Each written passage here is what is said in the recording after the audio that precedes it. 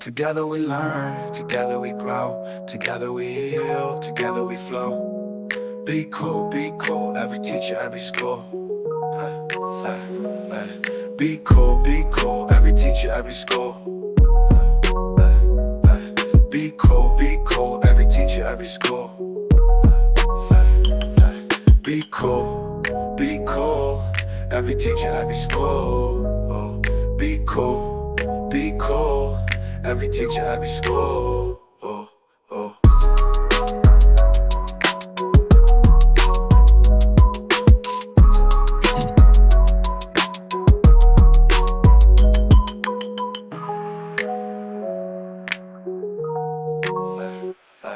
Be cool, every teacher.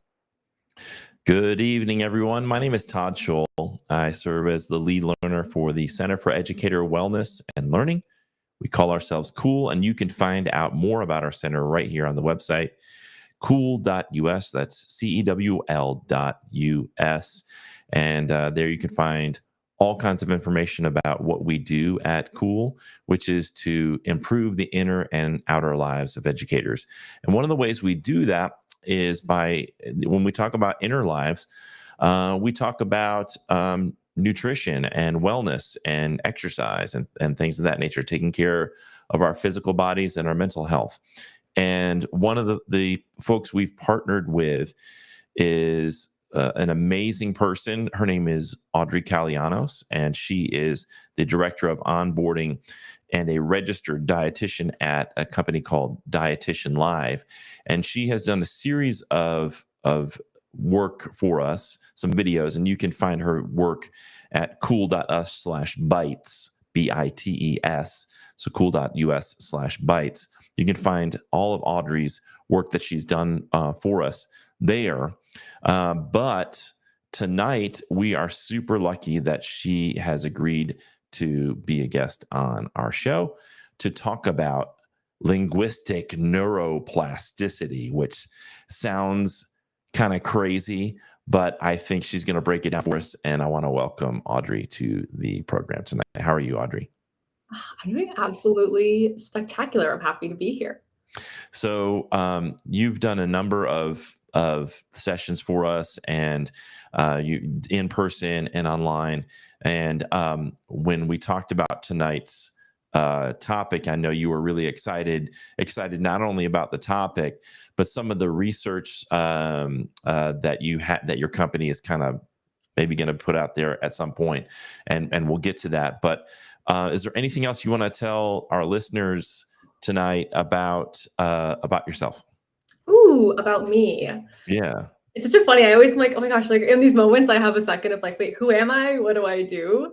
I think just that I love people. I love human connection. It's such an important part of being a dietitian. And I think when people maybe sometimes hear the word dietitian, they think, oh, the food police, you're going to tell me not to eat this, not to eat that. But my first job was at Ben & Jerry's. I still got Ben & Jerry's in my freezer to this day. So very about connecting with people, connecting over food. I think there's just so much value in such a virtual world of having a face-to-face conversation like this. So just really excited to be here. Great. So before we dive into the topic, what was it that drew you into this field of being a dietitian? Oh yeah, I love to share this story. I'm a very open person. So growing up, I was actually obese. I was always, I don't know if they still do the chart for kids, but like when I was a kid, it was that chart. They'd be like, you were off the chart for weight and in like the 10th percentile for height. So I was really overweight. I didn't know how to eat. I didn't like vegetables. I didn't like exercise. I didn't like myself very much. And I started rowing when I was in middle school and then through high school. And my mom and I really learned about health on kind of through the sports lens. And then going into college, I realized, oh, I can make this a career. Like I get to help other people learn about food in their bodies, take their power back in that sense, but also learn how to love and like themselves. I think that's a huge part of health. You know, I can give you science all day long, but if you're beating yourself up when you look in the mirror, kind of quality of life is that? So through my own journey, kind of coming out on the other side of that, and then through school and just things that I'm really passionate about again in terms of health, wellness, the Mhm. mental, physical connection, I landed at Dietitian Live. Thank you for sharing that. I've struggled. I haven't struggled with my weight in the way a lot of people have. I do kind of yo-yo in between being really disciplined, I would say, around that. But I struggle with, and maybe you can kind of tie this into introducing your subject.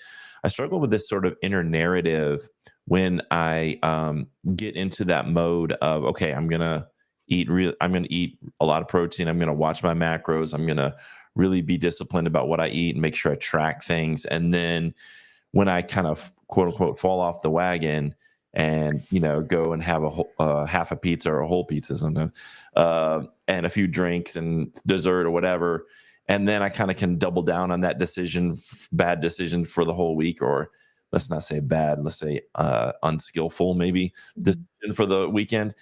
And then I will get on the scale and I've gained 5 pounds, and then I beat myself up, and I take on this sense of guilt, and Mm. then I try to, like, okay, now I'm going to go right back into it, and then but it's like a cycle that keeps repeating, and I wonder if sometimes if it's that cycle is something I could disrupt if I could get rid of the guilt part of it, like the shame part of messing up. So take it from there, however you want to Oof. segue.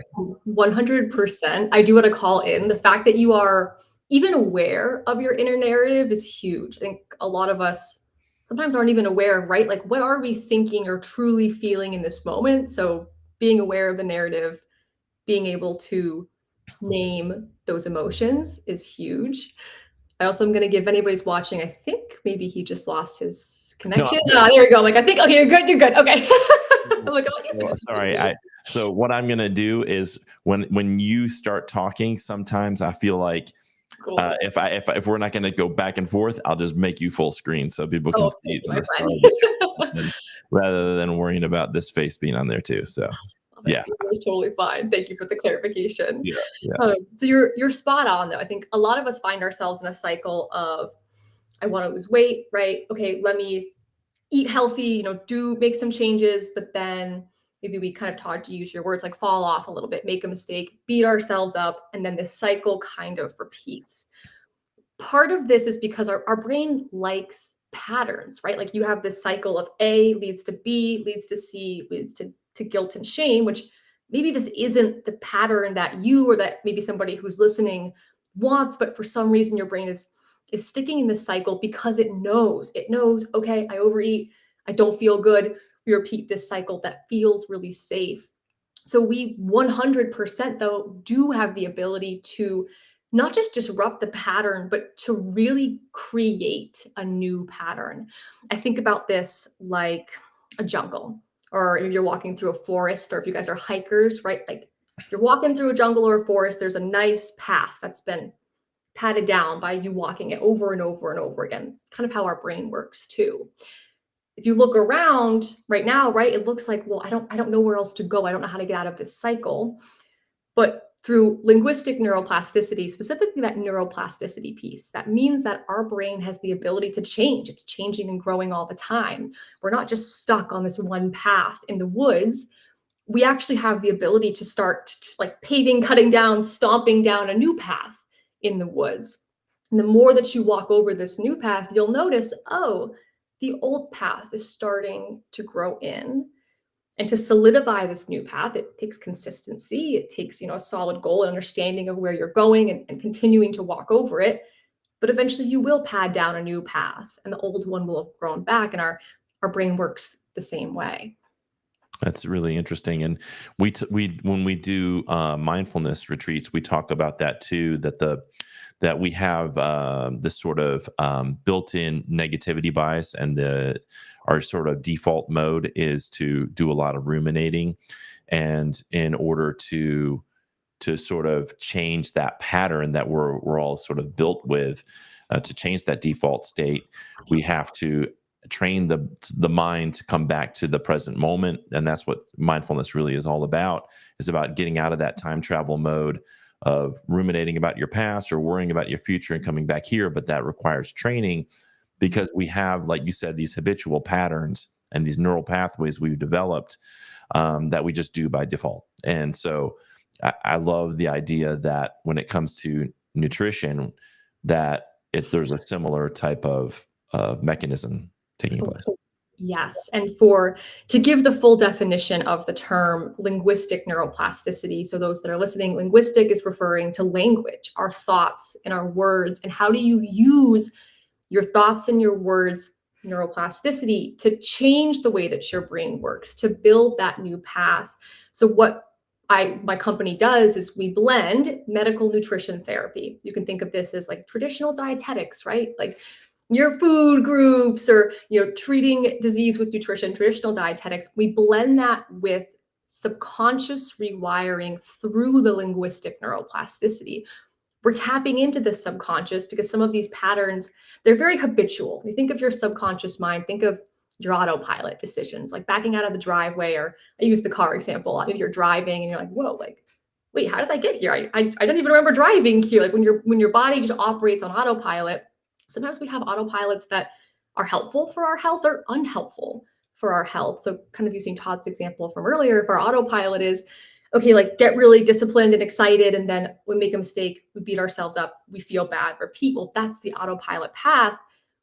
We have the ability to change that by targeting, yes, the habits, right? Like, yeah, we're going to talk about, okay, like healthy snacks, balance, but a big piece of that is, what are you thinking and how are you talking to yourself?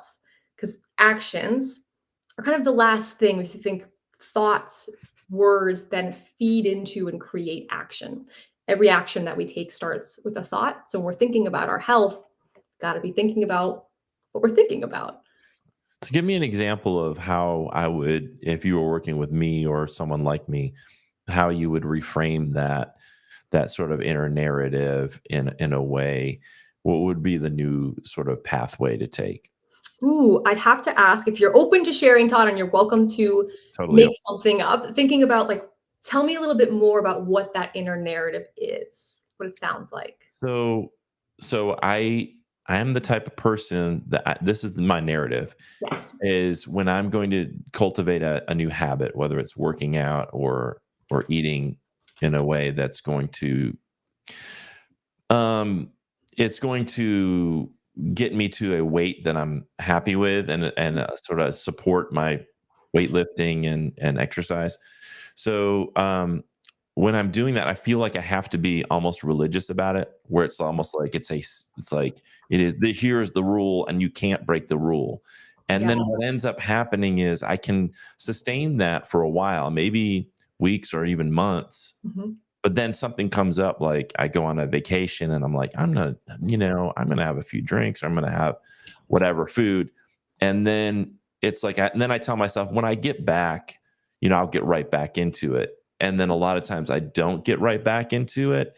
So then there's this like, why did you bother doing, you did all that work to get to lose 20 pounds and to get in shape. And now, why are you messing it up? And so there's this whole like, you're messing it up, you're screwing it up, and Mhm. guilt and like shame around it.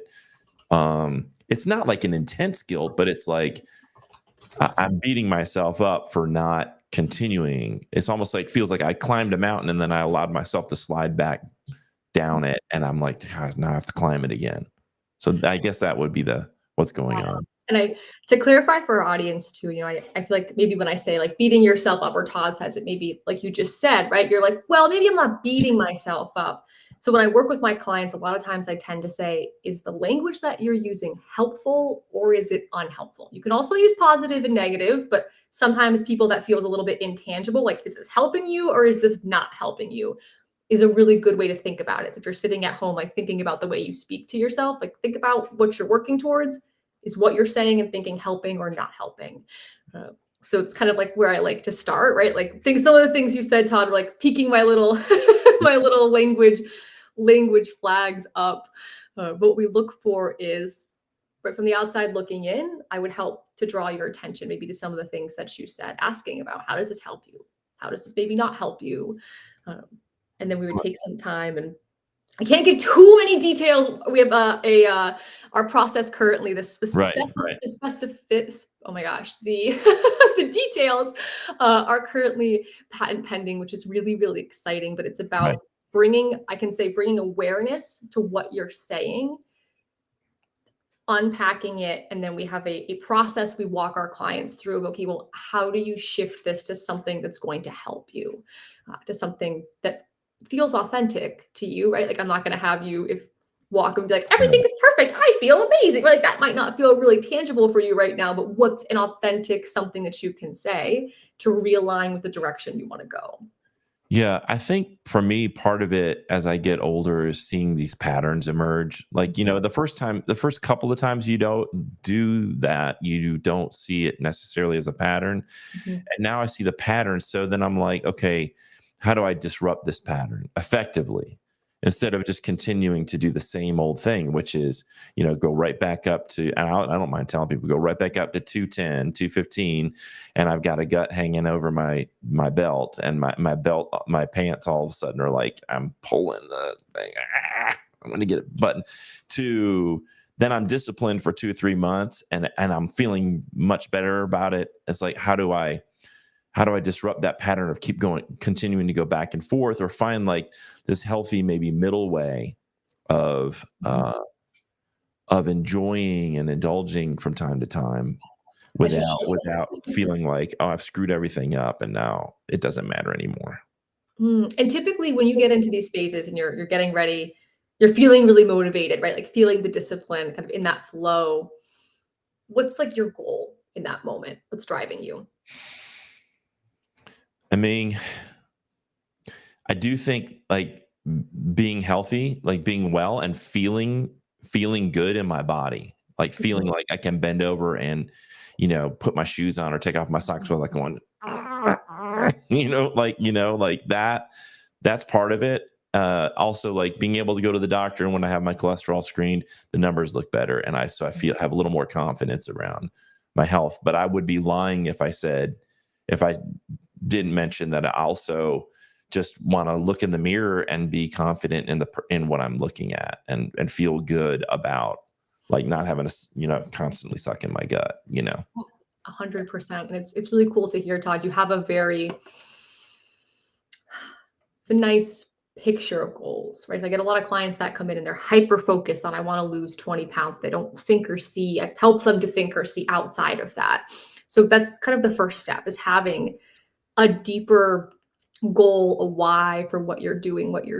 Because let's say you do, or when you lose the weight, right? Like you're down to 20 pounds. Well, what keeps you going after that? It's like if you run a marathon, right? Well, what keeps you training after you cross that finish line? So there's Right. a mix of having a really clear goal and a clear vision. Our brain doesn't always know the difference as much as we think that it would between imagination and reality. So taking time to sit and just think about and have a really clear idea of who you want to be, what you want to be doing, how you want to feel, and using that as your North Star on your health journey is a huge step. And then again, so we in our sessions do that together. Like you have somebody who helps you to walk through that, and then having someone holding you accountable for, okay, how do you continue to direct your language and your actions towards who you want to go, or who you want to be, and where you're going.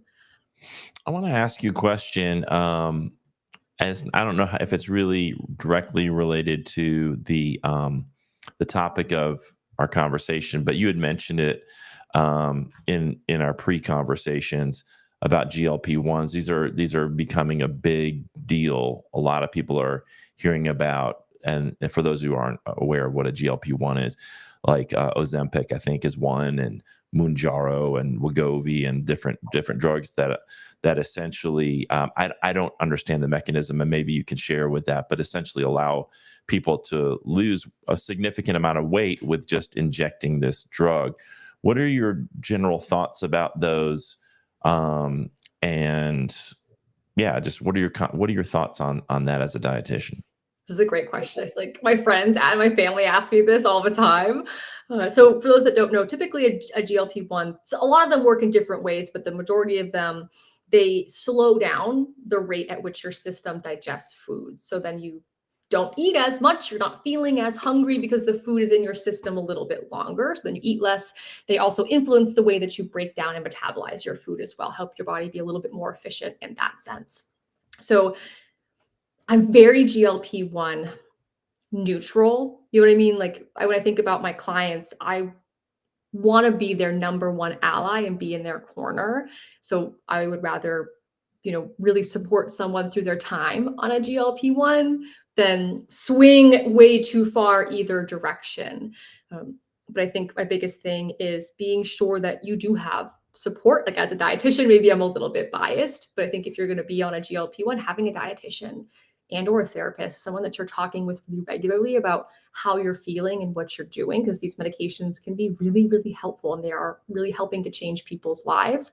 But there are also nutrient considerations to keep in mind. It's kind of like any diet, right? Like if you just started eating 500 calories a day without a GLP-1, you probably wouldn't feel very good. And Right. sometimes on the GLP-1, you can eat very, very little and you feel fine. You're not hungry.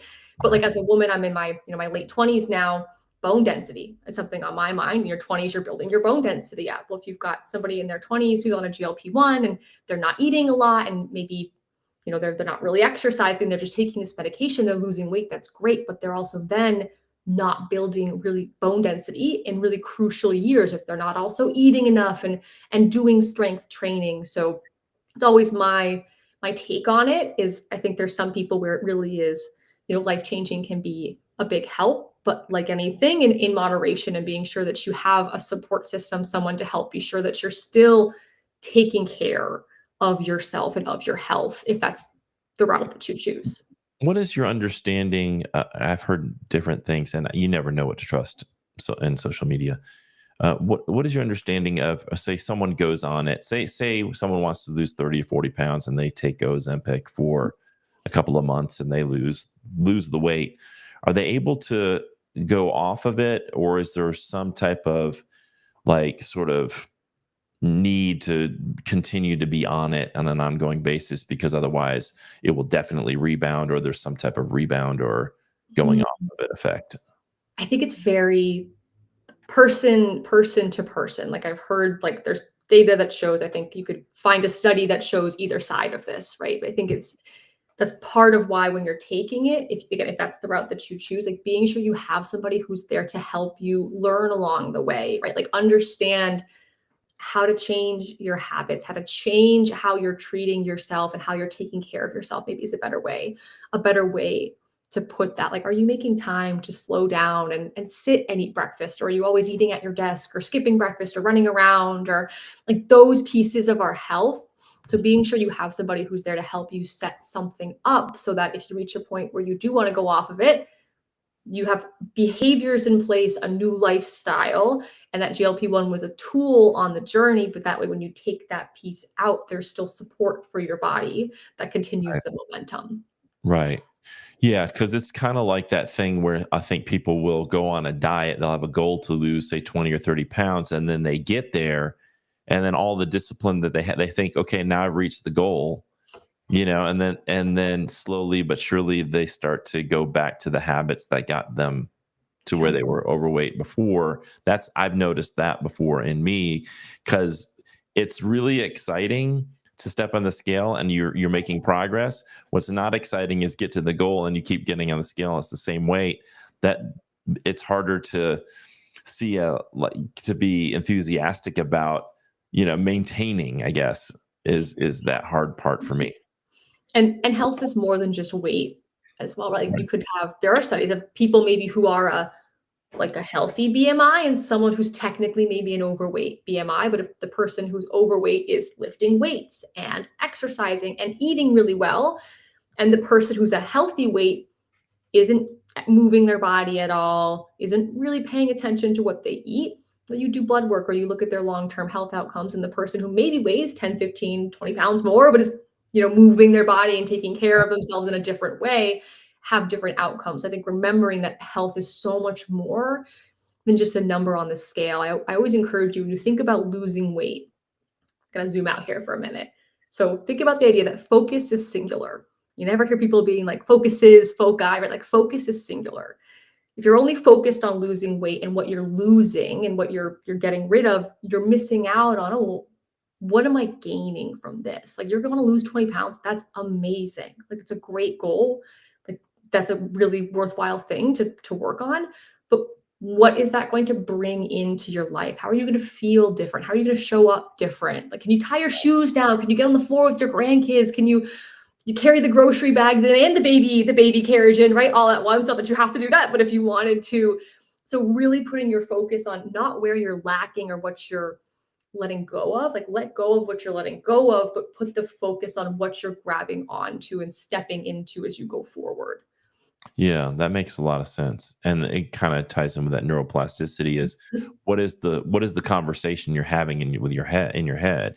Because if it's just about the losing weight and not about, yeah, like what am I also gaining? What am I not just trying to get away from, but what am I moving towards? I think Mhm. is really powerful.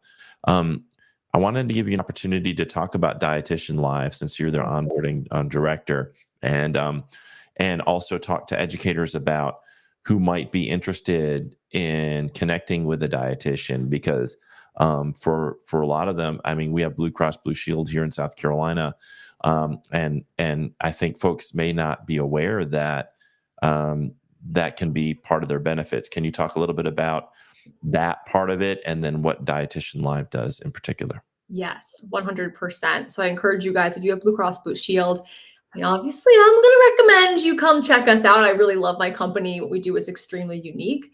But if you're like, hey, I just want to see a dietitian, or maybe you want to see someone in person, my company's totally remote. Like, call your insurance company, see what benefits are available to you. But our company specifically, so we're telehealth company. So we live all, I'm in South Carolina, but we live all over the US, but we also see clients all over the United States. And what our company does is, again, it's something very unique. We're blending traditional dietetics with language, with working with your subconscious mind. So knowing this is a space where you're going to show up and we're going to get to know you. I always say, like, we could talk about your plate all day long, but if I don't know what's going on around that plate, how you feel, how you're talking about that plate and about yourself, it's really hard to just change that plate long term. So this would be a program you'd be walking into where you're really going to be seen and heard. You're going to build trust with your practitioner. Our average client stays with us for 16 and a half months, and we meet for just about 1 hour every single week. I think when I say that, sometimes people are like, whoa, an hour every week? An hour of your week is less than 1% Mhm. of the hours in your week. Like, you are deserving of less than 1% of the time in your week. And when you think about it that way, it's like, oh yeah, why wouldn't I slow down, pour into myself for an hour? So knowing this is a space where you're gonna come in and, yeah, we're gonna talk about your food, sleep, nutrition, or sorry, I said nutrition, but food, stress, sleep, and movement are kind of the four pillars of health that we really review, again, with our kind of our meat and potatoes of the language piece as well. But Yeah, that's yeah. amazing. And so they can go to dietitianlive.com is the website, right? Yes, I also Okay. have, I put it in the chat. Would Put that it in work the chat, for and people? then yeah, then I'll copy and paste that. So one of the things that you had mentioned is, and I don't know if you're ready to share this about the research. For Yes. we know diabetes is becoming more and more of an issue even for young people, and people get their A1C checked, and you have some exciting news around that. You ready to share Do. about I that? do. I think maybe it's, if you're sitting there and you're like, this sounds like a perfect program for me. Like, I want to talk about more than just meal plans and macros. We do that. We do so much more. Or if you're sitting there and you're like, I don't know about this, right? Like, my thoughts, feelings, like food feels like food, feelings feel different than that. But a testament to our program is in our latest cohort, we had 27% of our type 2 diabetic clients completely reverse their type 2 diabetes. So they had diabetes, but now if they went back, their A1C is equal to or below 5.7. So they no longer would be diagnosed with diabetes if they went to the doctor. And that was without a GLP-1, no Wow. medications. 80% of our pre-diabetic clients, the same thing. No medications, reversed their A1C to a normal range, which is huge. We had somebody with an A1C of 14 who now has a 5.5. It's incredible, and to And hear that's their stories and to GLP-1s, right? yes, no GLP-1s. Right. Amazing. Yeah. Sorry. No, Yes. I just get excited. I get talking about it. Yeah. We attribute that to the idea of, again, I am very GLP-1 neutral. Again, I am here. I have clients on Right. GLP-1s, Right. right? Like, it's your body. I'm here to support you. I'm going to offer you some education. We're going to talk through your options, but I'm here to support you. I'm in your Okay. corner. But I think that part of this is because once you start taking a GLP-1, you're thinking about it every day. You're sticking yourself with a needle every single week. It sometimes, not in everybody, but in some people, I think it can reinforce that idea that, oh, my body's broken. Like, Right. I'm sick. Like, I'm only losing weight because of this medication. This is the only reason that I'm getting better. So again, I think they can be very, very helpful for people. Again, I have clients that have been really successful with Yeah. GLP-1, but I think it's interesting that we've had this without. Our non-GLP-1 clients are actually outperforming our GLP-1 clients in terms of Wow. reversals. Wow. Yeah, Yeah. and I think most people see the wisdom in if you can accomplish a health goal without a pharmaceutical, that's great. I mean, not just from the perspective of not putting something in your body that you don't need, but also from just the cost of it, as an example, Yes. and just keeping up with the refills and things. But I mean, but for those people who really need it, it's a really wonderful thing. I'm like you. I'm neutral. If I need to take a pharmaceutical drug and it's going to help me because I've tried other interventions and it doesn't work, then we do it. But if I can get somewhere naturally where I want to be, definitely that's my preference, and I think most people feel that way. I do too. I think people just don't always believe enough in themselves and in their bodies. And this is, again, a program where if you want to start looking in the mirror, and or when you think about yourself or look in pictures, or when you're talking to yourself, right? I don't, at least for me, I feel like I talk to myself all day long in my own head, right? Like, if you want that to be a more helpful space, if you want to start being able to look in the mirror and be like, I'm really proud of who I am. Like, I know I'm strong. Like, I'm strong, I'm healthy, I'm happy, I'm deserving of health and happiness. If those, if these are things that you're like, wow, that would feel really worthwhile for me, I'd encourage you guys to sign up, or again, just to look into us. Or I'm on LinkedIn. I'm on LinkedIn. Is probably the best way to reach me. If you guys are on LinkedIn, you're welcome to send me a message, ask me Yeah. questions. I'm super open about what we do. It's absolutely changed my life. Yeah. One of the things that I think Hippocrates said was "Food is thy medicine." That's the quote that really sticks with me when I think about my food choices. Is just like this is food is medicine. Is what our bodies need, and like just Yeah. thinking about what it is, looking at the ingredients list, and for me, trying to eat stuff in its natural form is something I've been trying to do. I don't do that even close to perfectly, but I've over the past few years, one of the things I've really tried to do is you get more stuff from the produce section and just eat things and it's in the form that it comes in naturally. And I found that's definitely produces less inflammation for me. Oh, So 100%. And I know we're wrapping up soon, but I do want to leave you guys with something really interesting. Like, yes, what we eat matters. Like, food is medicine, but what we think about our food also matters. There's a study called the milkshake study, and they had two groups of people, or one group of people, my apologies. One group came in two times. One time they told them, this milkshake, it's a health shake. It's really healthy. It's like 300 calories. Enjoy. The next time or the other time, they were like, this is an indulgent milkshake. It's like 700 calories. Enjoy. mhm. Same people, same milkshake, but based on what they were told about it, they had different metabolic responses. Their hormones Wow. responded very differently. So I'm a dietitian. I 100% right believe in the science of food, but it's also very interesting to look at the science of the mind and how that interacts with the food that you eat. So what I hear you saying is all I have to do is that the pizza and wine, it's health food. It's gonna be. It's an interesting thing to think about. Like if you thinking, like if I eat a donut and I sit down and I'm like, oh, this is so bad for me. Right, And my right, cortisol goes up because I'm getting stressed about eating this unhealthy donut versus if I sit down and I'm like, ah, this is great. This is going to be so delicious and I'm calm. I'm in a state of right, calm and joy. right. That's a Yeah, different, that's a different totally. response. Totally. And even after like just being able to, because that's what happens to me is like after, it's not during. I can kind of be in a state of denial while I'm eating it because it's so good. It's after it where I get to that state. So I think working, that's where I need to do my work is the conversation I'm having with myself after I eat the donut. Yes. So, well, Audrey, this has been wonderful as always. I enjoy every time we get a presentation from you, or some new information. It's always eye opening and interesting and research based and wonderful. So, I just want to thank you and just kind of plug you again, dietitianlive.com. And for those who are following along on Facebook, I put the link that Audrey shared in the Facebook in comments, so you should be able to find it there. Awesome. Thank you, Todd. Thank you so much, Audrey. I appreciate your time. Bye, everyone. All right, take care.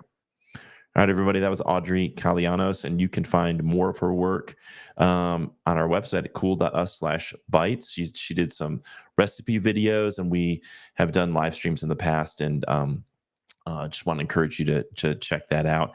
And coming up, we have some cool live streams lined up for you. On December 10th, we're going to be talking with Sylvia Wright. She is a candidate for South Carolina Superintendent of Education, and we'll have a one-on-one conversation with her. And then on January 7th, we're going to have a conversation with Lisa Ellis, who is also running for South Carolina Superintendent of Education. This is our second time running, and we are really excited about talking to both of those amazing educators. Also want to point those of you who are induction teachers, so those are folks in the first 5 years of your career, to our Cool Coaching program. It's free, it's online, it's one-to-one. You do not need to be a member of the SCEA. Of course, we invite you to become a member, but you don't have to be to enjoy this. All you have to do is be a public school teacher in the state of South Carolina in your first 5 years, and you can log on every Tuesday and Thursday night. So they'll do this again tomorrow night from 6 to 8 p.m. You do not have to log on for 2 hours. You can log on at 7:07 or 7:49, and you can log on anytime between 6 and 8. You just go to cool.us/coaching. That's cool.us/coaching. And then you get put into one of these breakout rooms with one of these three educators, Angie, Stephanie, or Marcella, all amazing, all veterans, and all can provide you that unfiltered, unbiased support that you need. You can ask them questions about anything related to your career, classroom management tips, assessment tips, lesson planning tips, just issues you may have in communications, whatever. They're amazing people to talk to. They're going to listen, and they're going to provide that support that you need. And also, the last thing is, last week we had a live stream with Alex Del Castillo. If you missed that, you can go to cool.us/yoga. That's cool.us/yoga. And you can see all of his free yoga sessions and the live stream we did last week where he talked about yoga and social emotional learning for educators. And he is doing a lot of great content on the SCEA's TikTok and Instagram channels. So if you're not connected with the South Carolina Education Association on TikTok or Instagram, want to invite you to go over to those platforms, do a search for the SCEA on Instagram or TikTok, start following, and then you will see the content that he does, and it's amazing. He does great work, and I want to again give a shout out to Alex Del Castillo for the work that he's doing. Thank you for tuning in tonight. Thanks again to Audrey Calianos for being an incredible guest as always. And we will see you on December 10th when we talk with Sylvia Wright. Until then, hope you have a great Thanksgiving and a wonderful, wonderful rest of your week. Take care, everybody. Together we learn, together we grow, together we heal, together we flow. Be cool, every teacher, every school. Be cool, every teacher, every school. cool, every teacher, every school.